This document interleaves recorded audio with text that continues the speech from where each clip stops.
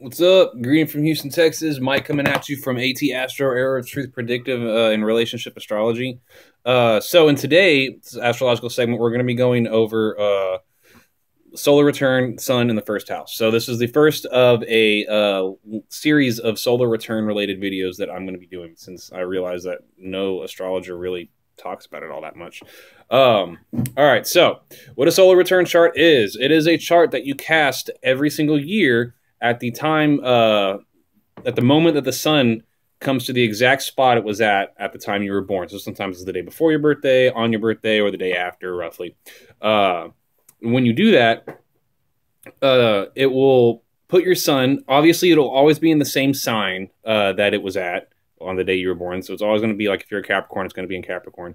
But the house position is extremely important because that area of life is going to be very much highlighted. A lot of your ego is going to be centered in that area of life. Now, granted, solar returns are a lot more complicated than that, but we're going to be going over just specifically the sun in the first house of the solar return. So the first house, it's ruled by Aries. It's the body. It's, you know, it's assertion. It's your effect on your environment. And with the sun being placed in that house, generally, it's wow, like you're here, you're there, you're in the world, you're assertive, you're going for what you need to go for, and it's a really, really good placement. Some people would say it's bad because that puts issues of the body in to play. So if you have issues related, or if you have a lot of other planets, like malefic planets, in the first house with it, it can signal issues related to your appearance, or like, let's say Mars, like you can get into an accident, you can get a scar on your face, or something that causes a little bit of problems, but that, you know, will affect the way people look at you.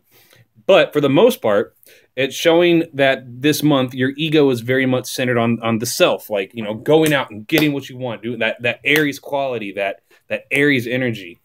If it's positively aspected for the most part, then generally you're going to, you know, have a lot of good experiences related to that position. You know, you're going to assert yourself, you're going to get what you need, you're going to go out and you're going to, you know, take charge in any situation.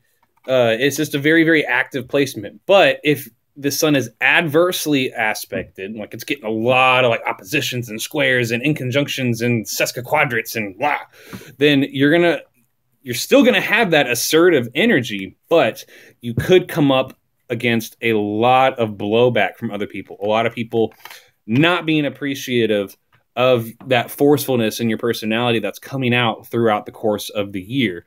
So you have to watch out for that.